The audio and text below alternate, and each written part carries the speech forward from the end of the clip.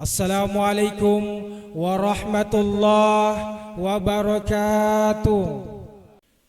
Yang kami hormati dan kami banggakan Kasih Binadik Lapas kelas 2A Gorontalo, yang kami sebut nama beliau penuh tajim, Bapak Kasdin Lato Sarjana Hukum.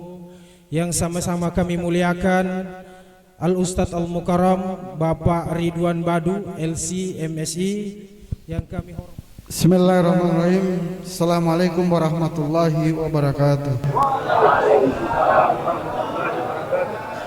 Alhamdulillah, syukurillah, salatan wassalaman ala rasulillah, la haula wala quwata illa billah, amma ba'du.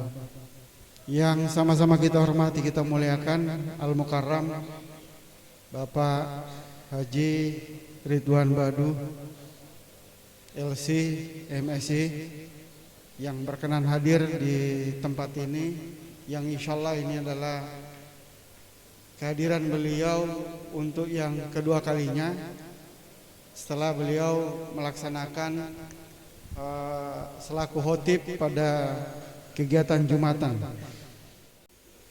Tentunya sebagai apresiasi kita kepada Pak Ustadz, di tengah-tengah kesibukannya, di tengah-tengah beliau mendharma baktikan sebagai pengajar di salah satu sekolah ya, madrasah yang ada di Kota Gorontalo, beliau menyempatkan diri hadir bersama-sama kita untuk berbagi ilmu.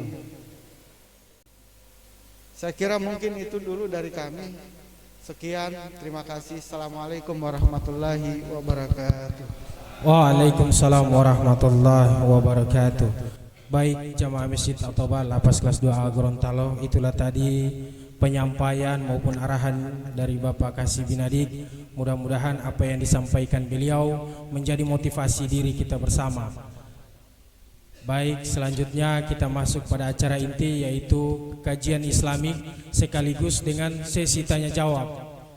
Maka dari itu kami persilakan kepada Bapak Al-Ustadz Al-Mukarram, waktu dan tempat kami sediakan.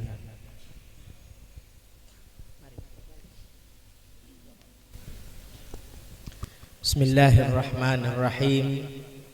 Assalamualaikum warahmatullahi wabarakatuh.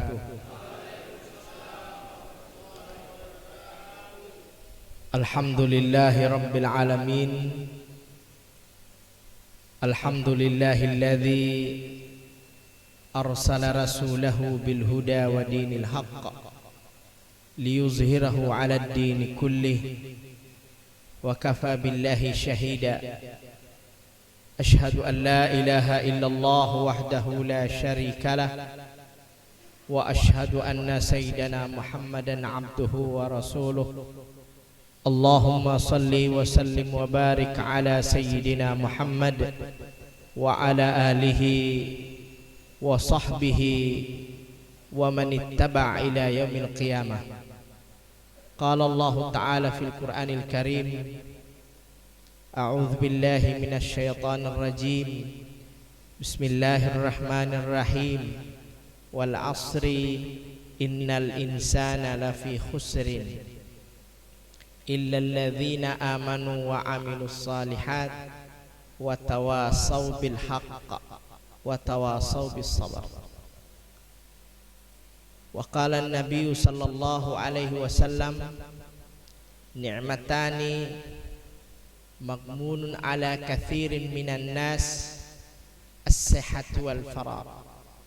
Sadaqallahul azim wa sadaqan nabiyul karim wa nahnu ala dhalika minasyahidin wasyakirin, amma ba'd. Yang kami hormati Bapak Kasih Binadik Lapas Gorontalo, yang kami hormati Ketua Harian Badan Takmirul Masjid At-Taubah, dan seluruh warga santri Lapas Gorontalo, semua kita dirahmati oleh Allah Subhanahu wa ta'ala. Puja dan puji syukur kita panjatkan kehadirat Allah Subhanahu wa ta'ala. Salawat dan salam kita haturkan kepada junjungan kita Nabi besar Muhammad sallallahu alaihi wasallam, kepada keluarga beliau, sahabat beliau, dan insya Allah curahan rahmat kepada beliau akan sampai kepada kita sekalian. Amin.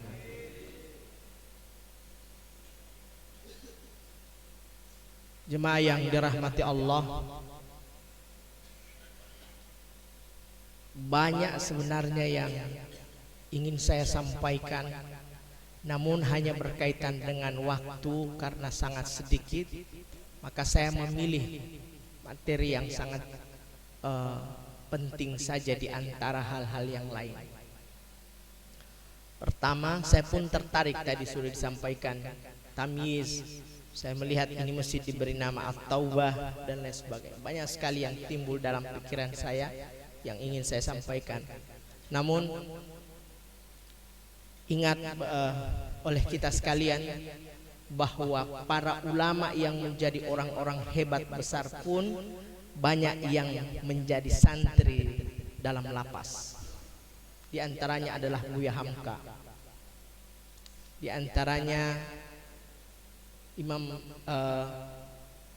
para ulama-ulama di zaman dahulu kala juga pernah mendapatkan waktu yang kosong, diberikan hidayah oleh Allah Subhanahu wa taala di balik jeruji, dan mereka menjadi seorang ulama yang besar, mendapatkan karya-karya yang luar biasa. Imam Ibnu Taimiyah pun seperti itu, mendapatkan ilham, mendapatkan petunjuk dari Allah Subhanahu wa taala, karena sesungguhnya may yahdihillahu fala mudhillalah. Siapa yang sudah diberi petunjuk oleh Allah, fala mudhillalah, maka tidak ada yang bisa menghalang. Nanti kalau belajar tamyiz ada bedanya lah. Kalau Bapak nanti kita belajar tamyiz, kenapa harus belajar tamyiz? Seluruh ulama atau orang yang ingin mendalami agama Islam pertama kali harus belajar bahasa Arab. Karena itu pondasi. Kitab ini tidak bisa kita fahami kalau tidak memahaminya dengan bahasa itu sendiri. Yang kedua, Al-Quran, Allah katakan wa nazzalnal Qur'ana 'alal arabiyyah. Kami turunkan Al-Quran itu dengan bahasa Arab. Kenapa? Karena bahasa Arab itu bahasa yang tidak bisa dikacaukan, karena dia punya timbangan, wazan, fa'ala, fa'ala, fa'ala, fa'alu, kan begitu toh? Ada timbangan, wahumahum, yahumahun, ada timbangan dan tidak bertukar. Keunikan kedua dari bahasa Arab bahwasanya kenapa Al-Quran memerintahkan pada Nabi Muhammad pertama kali dengan kalimat Iqra, padahal tidak ada Jibril bawa Quran pada saat itu. Ya tak? Sebenarnya banyak yang akan menjadi khazanah ilmu kita, tapi karena waktu yang dibatasi, saya masuk pada materi bahwa ayat yang saya bawakan tadi, surah Al-Asr, kita kenal sekali ya. Angkat tangan yang tidak hafal surat Al-Asr. Semua kita hafal ya. Bahkan anak TK SD pun semua hafal surat Al-Asr. Cuma jangan sampai lari ke atin, balik ke atin. Begitu juga dengan surat Qul ya ayyuhal kafirun, tidak habis-habisnya dibaca. Surat At-Takasur tidak habis-habisnya dibaca. Summa kalla sawfa ta'lamun, kalla sawfa ta'lamun, summa kalla sawfa ta'lamun, kalla sawfa ta'lamun. Tak balik terus ya. Itulah keunikan dalam Al-Quran. Kenapa ada ayat yang diulang-ulang? Itu namanya dalam kajian tafsir adalah lit-taukidi, untuk menekankan bahwa sesungguhnya Allah yang maha mengetahui. Summa kalla sawfa ta'lamun, Allah beri ilham kepada setiap manusia. Kita semua ini dapat ilham. Tidak ada yang tidak dapat. Cuman ada yang menggali ilham, ada tidak. Namanya qad aflaha man zakkaha wa qad khaba. Ada yang menggali ilham itu, ada yang hanya dibiarkan begitu saja. Maka pesan guru saya adalah murid dari Profesor Dr. Quraisy Shihab. Pesan beliau bahwa jadikan Al-Quran itu sebagai sahabat. maka engkau akan dibukakan seluruh rahasia. Kalau sudah jadi sahabat dia cerita semua. Tapi kalau hanya sekedar teman, pasti ada rahasia. Tapi kalau sudah jadi sahabat, semua apapun disampaikan. Maka Al-Quran kalau sudah jadi sahabat, mungkin hari ini Tuhan beri Al-Quran memberi informasi sekian, mungkin pada bacaan yang kedua akan jadi ada informasi selanjutnya. Dan itu ketika kita membaca Al-Quran luar biasa. Di antaranya apa? Ingat Bapak sekalian, kita semua harus memahami bahwa Al-Quran menjelaskan bahwa sifatnya rahman Tuhan itu sangat luas. Karena rahmat Allah ada namanya At-Taubah. Karena ada rahman Allah ada namanya Ghafur. Seandainya tidak Tuhan beri kasih sayang, tidak ada ampunan. Dan ini mohon maaf ini ya, kejadian sekarang dan keadaan manusia di muka bumi sekarang ini sudah Allah abadikan dalam Al-Quran. Ini pasti terjadi. Tapi kenapa terjadi perbantahan antara malaikat dengan Allah? Qalu ataj'alu fiha may yufsidu fiha wa yasfikud dima. Mereka akan saling menumpahkan darah ya Allah. Dan itu bukan malaikat yang dari segi malaikat yang kita ketahui. Nanti kita bahas pada pertemuan selanjutnya. Intinya suratul Asri kita bahas. Wal asri innal insana lafi khusrin illa alladzina amanu wa amilus salihat wa tawasaw bil haqq wa tawasaw bis sabr. Asri. Asri itu asar. Masa. Asar itu sekarang ini waktu asar ya. Disebut asar karena menuju maghrib. Yang kedua, dari segi waktu li ta'rifi waktu salat, untuk mengetahui waktu salat, tanda daripada asar itu adalah mendinginnya cahaya matahari di muka bumi. Sudah mulai rasa dingin, kan jam 2 itu masih panas. Tapi kalau menuju jam 3 matahari sudah mulai dingin. Menuju maghrib. Kemudian keluar mega merah di bagian barat, barulah disebut maghrib. Nah, waktu sholat pun ada 4. Kalau kita tahu semua waktu sholat cuma 1 ya. Tapi kalau dalam kitab ini disebut Nihayatuz Zain, itu ada 4 waktu sholat itu dibagi 4. Namanya waktu afdal. Tadi waktu afdal, di azan, di qomat, salat bersama imam selesai. Itu waktu afdal. Ada namanya waktu ikhtiar, sekarang jam 4 waktu ikhtiar. Sudah selesai waktu afdal. Sudah menuju waktu penghabisan. Ada waktu makruh. Waktu yang bukan diharamkan. Dibenci untuk sholat. Kenapa? Karena matahari menuju untuk ditenggelamkan. Sedangkan dilarang sholat ketika matahari tenggelam. Maka disebut waktu makruh. Ada yang terakhir namanya waktu uzur. Waktu yang diberikan kebebasan sementara jika mereka yang mendapatkan uzur syar'i. Siapa? Safarunil qasir, yang melakukan perjalanan singkat. Beda perjalanan panjang. Perjalanan panjang dalam ilmu fikih 80 kilo. Lebih daripada 80 km namanya perjalanan jauh. Tapi kalau di bawah 80 km namanya perjalanan pendek. Maka niat salat menurut mazhab Imam Syafi'i dan di kalangan Ahlus Sunnah wal Jamaah, usalli fardan asri arba'a raka'atin mustaqbilal kiblati adaan. Tapi kalau sudah masuk waktu yang makruh, bahkan sudah masuk waktu uzur, maka niatnya harus diganti. Usalli fardan asri arba'a raka'atin mustaqbilal kiblati qada'an. Sudah diganti itu, bukan lagi sholat pada waktunya. Sudah bukan innas salata alat kanat alal mu'minina kitaban mauquta. Sudah bukan sholat pada waktunya. Kita sudah mengakhirkan. Sebab apa mengakhirkan? Kalau sebab mengakhirkan sholat dengan keadaan dibolehkan dalam agama, maka kita disebut waktu uzur. Tapi kalau tidak mentakhirkan gara-gara sebab syariat, hanya tidur-tiduran, hanya main handphone, duduk-duduk, 4:30 baru sholat, itu tidak boleh.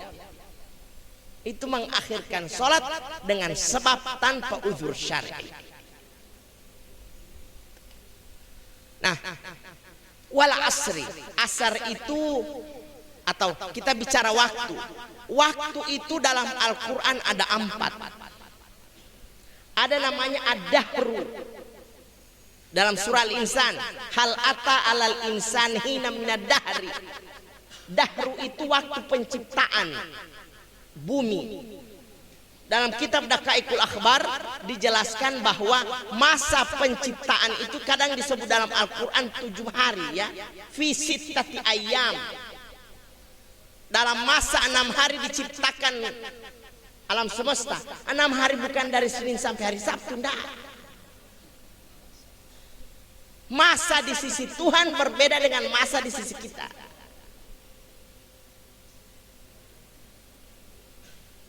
Yang kedua adalah al-waqt, waktu. Yang ketiga sa'ah, jam tangan. Kalau belajar tamyiz bahasa Arab, ini disebut sa'ah. Sa'ah dalam Al-Quran, iqtarabatis sa'ah, telah tiba waktu. Artinya apa? Hari kiamat, tanda. Ini kan tanda, menandakan waktu asar berdasarkan jam. Maka asar sa'ah adalah tanda. Kalau tidak diberi tanda angka seperti itu, tidak tahu jam berapa sekarang. Kemudian yang berikut asar. Asar itu waktu yang sudah diperas, sudah habis. Orang dari pagi sudah kerja, di waktu sore sudah sangat luar biasa. Maka waktu asar itu adalah waktu kehati-hatian. Ketika kita meninggalkan atau melalaikan waktu asar, itu akan dihapuskan amal ibadah kita selama hidup ini. Hati-hati. Sholat asar itu berat sekali untuk ditinggal. Ada 2 sholat yang tidak bisa, yang berat sekali dikerjakan oleh manusia. Apa itu? 1, subuh. Namanya salatul bardain, 2 salat. Yang kedua apa? Asar. Itu Nabi yang berpesan, bukan saya. Yang berikut adalah asar dalam artian masa senja. Maka manusia ketika masuk masa senja, umur 40 tahun ke atas, innal insana lafi khusri, dia termasuk orang-orang yang merugi. Nah, khusrin, inna kalau dalam ilmu bahasa saraf dan nahu, dalam ilmu nahu disebut adalah taukid, menekankan. Sungguh insan, setiap manusia, setiap, jangan terjemahkan manusia saja, tapi setiap individu, setiap individu itu dikategorikan sebagai tergolong orang-orang yang rugi. Khusrin, tanwin di belakang itu, khusrin kasratain, itu penanda apa? Nakirah dalam kaidah bahasa. Nakirah dalam artian indefinitif, tidak pasti. Yang artinya apa? Bahwa kerugian manusia itu bukan hanya satu, berbagai macam model. Dengan waktu, ketika dia tidak memanfaatkan waktu itu dengan sebaik mungkin, maka dia tergolong orang yang rugi. Waktu apa saja, apa saja. Maka kita sementara yang berada dalam pesantren ini, itu disebut dengan hadis Nabi, faragaka qabla syughlika, waktu kosong sebelum datang masa sibuk. Kan sekarang kan cuman apa aktivitas kita, ada tuh, manfaatkan. Makanya Nabi bilang, nikmatani magmunun ala kathirin minan nas, Ada dua nikmat besar dari Tuhan yang suka dilalaikan oleh banyak manusia. Apa itu? As-sihhatu, kesehatan, wal faragh, waktu kosong.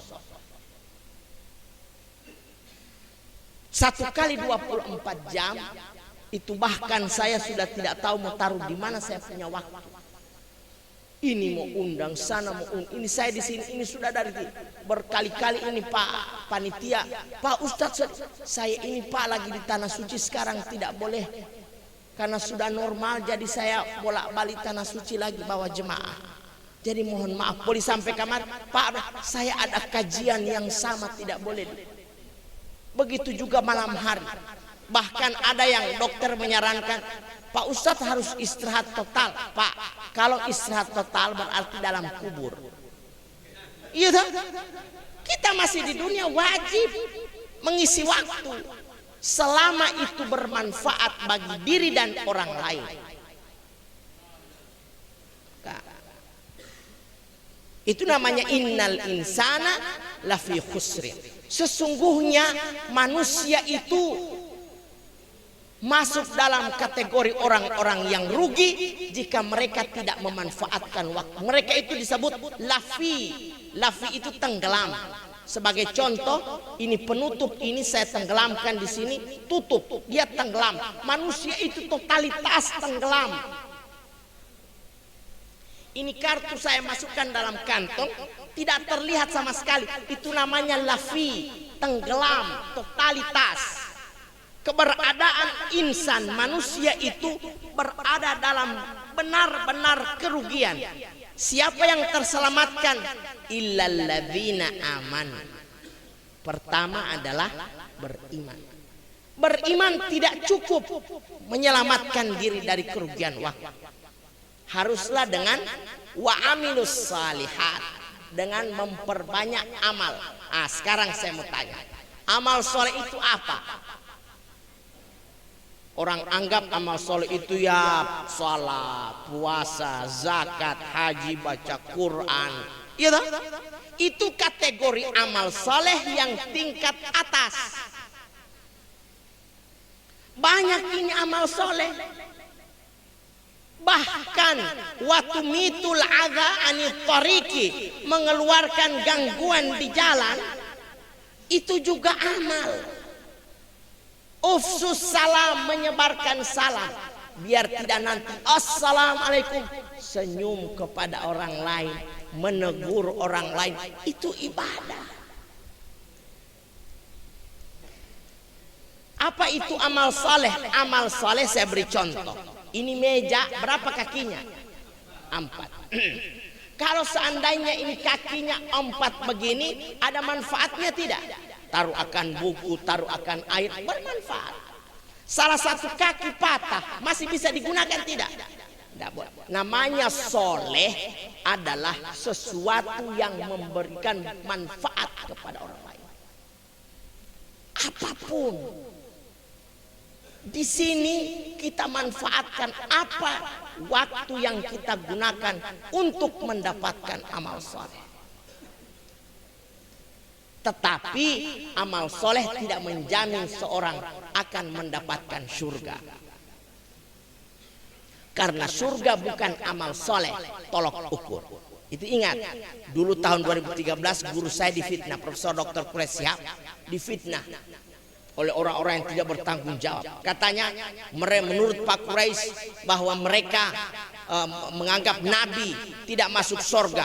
Lah itu kan sabda Nabi sendiri. Hadis riwayat Muslim yang menyatakan bahwa sahabat bertanya kepada Rasul, bahkan engkau ya Rasul tidak akan masuk ke dalam surga, bahkan aku pun tidak akan masuk ke dalam surga kalau bukan rahmat Allah Subhanahu wa taala. Orang masuk surga dengan rahmat. Itulah Nabi mengajarkan berdoa, Allahumma inna nas'aluka ridhoka wal jannah. Bukan dulu diminta surga, tapi reda. Contoh, saya masuk ke lapas ini boleh tidak? Boleh, kapan saja mau datang, dimanapun dengan apapun alasan saya boleh datang ke sini. Tapi diizinkan tidak oleh petugas? Tidak, kalau tidak ada sebab, tidak ada ridha. Kalapas mungkin kasih izin sama saya kalau saya mau datang di sini dengan sesuatu? Nah, ditanya dulu. Masa kita masuk ke dalam surga itu berdasarkan reda Allah. Maka dalam Al-Quran surat Al-Mu'minun dia katakan, faulaika yadkhulunal jannah yarzuqnuhum fiha. Allah berikan kepada mereka menganugerahkan kepada mereka sorga. Jadi sorga itu anugerah Tuhan. Dalam ayat lain disebutkan yadkhulunal jannah birahmatillah. Mereka masuk ke dalam surga dengan rahmat Allah Subhanahu wa ta'ala. Maka amal soleh buat siapa? Untuk menambah khazanah ketaatan kita kepada Allah Subhanahu wa ta'ala. Amil salihat wa tawasau. Tawasau itu saling, dia terambil daripada kata tafa'ala, DP timbangan, wazan dalam ilmu sharaf, tasrif, tafa'ala yatafa'alu,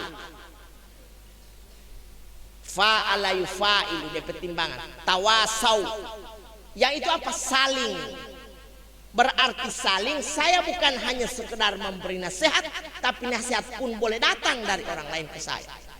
Kalau ada yang hanya sekedar memberi nasihat tidak menerima masukan, tidak disebut tawasau. Harus saling berwasiat. Kalau saya kasih kajian di pertanian, saya bilang ini kita dengan bumi sudah tidak tawasau. Kenapa? Setiap hari dibajak. Ini panen, baru selesai panen sudah mulai dibajak lagi. Dulu kamari orang-orang tua kita di Gorontalo setelah musim panen tiba diistirahatkan tanah, namanya puasa. Kita itu perut kita kalau tidak diistirahatkan setahun rusak. Makanya itu ada Ramadan. Nah itu tawasau bil haq, saling menasihati terhadap kebenaran. Kebenaran itu apa? Bukan saja agama Islam, tapi aturan-aturan yang ditetapkan oleh pemerintah setempat. Tawasau bis sabr, dan saling mengingatkan, saling menasihati untuk kesabaran. Dalam hal apa? Dalam hal taat kepada Allah Subhanahu. Taat kepada Allah ini butuh sabar. Makanya Allah katakan innallaha ma'as-sabirin. Allah bersama orang sabar, bukan bersama orang-orang sholat. Nah, ista'inu bisabri wassalah, jadikan salat dan sabar sebagai penolong. Tapi kenapa Allah tidak katakan innallaha ma'al musallin? Sungguhnya Allah bersama orang-orang sholat, tapi Allah katakan innallaha ma'as-sabirin. Kenapa? Karena sholat pun membutuhkan kesabaran.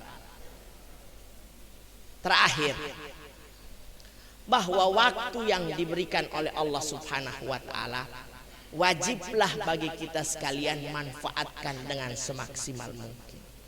Diisi dengan ibadah, diisi dengan seluruh aktivitas yang bernilai positif dan mendatangkan ridha Allah Subhanahu wa ta'ala. Maka setiap ibadah yang kita lakukan haruslah bertujuan akhir pada lillahi. Kira-kira ini saya yang dapat sampaikan. Semoga bermanfaat. Nanti berkembang pada hal-hal diskusi berkaitan dengan materi-materi yang saya sampaikan. Wallahu ta'ala. Saya mau bertanya,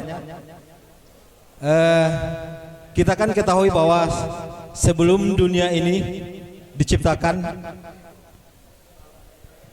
di situ sudah tertulis dalam Lauhul Mahfuz bahwa sudah tertulis di situ sudah tertulis bahwa asyhadu alla ilaha illallah wa asyhadu anna muhammadar rasulullah. Nah, kalau kita pikir ya, kita melihat dari ke belakang bahwa nabi di dunia ini yang ada, bahwa nabi itu berjumlah 25 nabi. Tapi kenapa cuma Muhammad di situ yang ada namanya? Mungkin cuma itu. Terima kasih. Assalamualaikum warahmatullahi wabarakatuh. Waalaikumsalam warahmatullahi wabarakatuh. Ya, kami berikan kepada Pak Ustadz untuk memberikan jawabannya.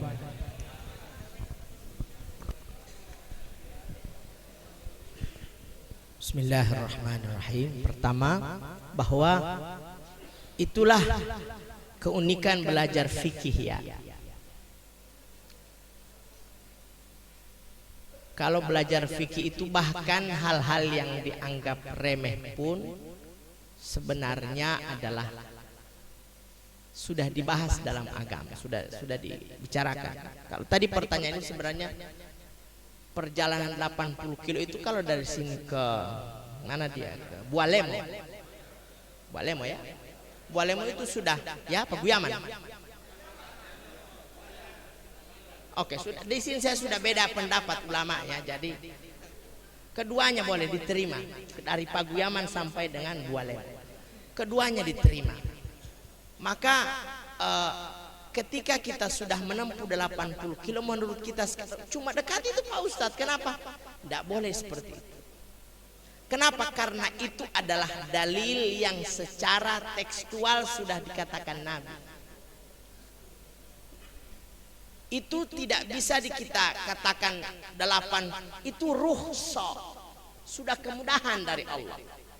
Coba kalau Allah bilang kamari 200 kilo baru boleh, maaf, lebih berat lagi. Itu hal yang paling mudah. 80 kilo itu di masa Rasul akan menjumpai waktu sholat, maka sudah dibolehkan orang tersebut dikategorikan musafir yang melakukan perjalanan. Dan musafir haruslah menerima rukhsah. Rukhsah itu hadiah. Saya berikan rukhsah itu sama bapak. Misalnya saya memberikan hadiah kepada bapak. Bapak saya datang jauh-jauh, saya beli, saya apa semua, saya kasih. Bapak tiba-tiba menolak, saya tidak terima. Kecewa saya tidak. Allah beri rukhsah, terima. Senang atau tidak senang, baik atau tidak baik menurut kita, itu terbaik dari Allah Subhanahu wa ta'ala. Wa makaru makrullah wa innallaha khairul makirin. Allah punya rencana, kita punya rencana, tapi sebaik-baik rencana ada rencana Allah Subhanahu wa ta'ala. Maka diantaranya adalah 80 km itu adalah perjalanan musafir pertama, lebih dari 80. Ditempuh pakai apa? Mau pakai mobil, mau pakai jalan kaki, ukuran onta di masa Rasul tidak ada perbedaan. Semua dikategorikan musafir.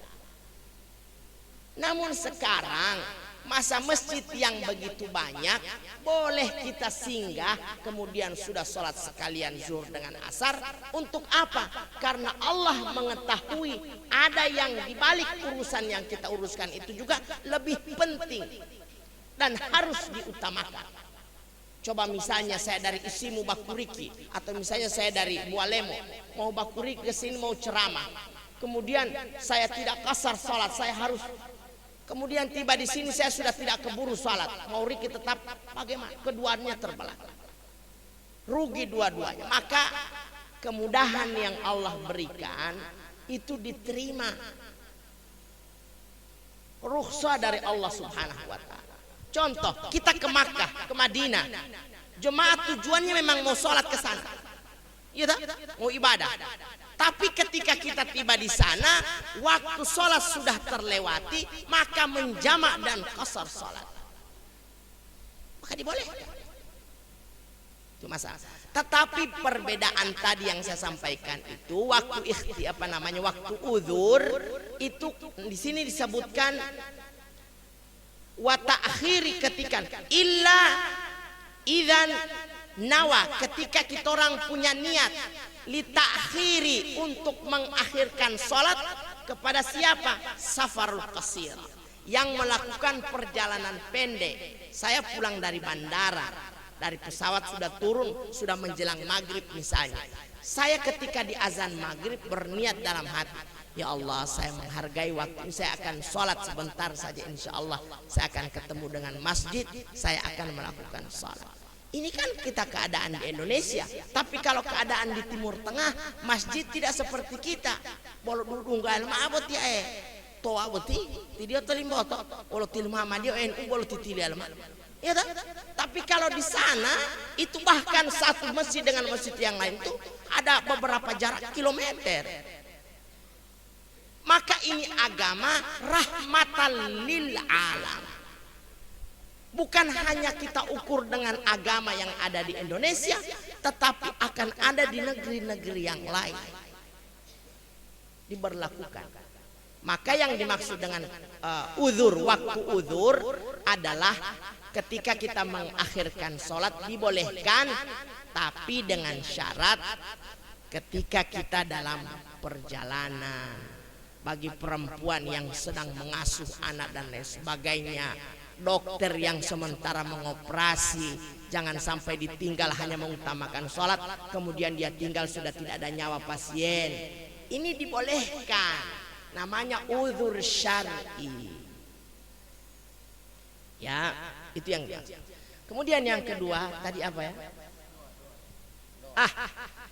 Allah katakan begini, ud'uni astajib lakum. Berdoalah kepadaku, aku akan mengabulkannya.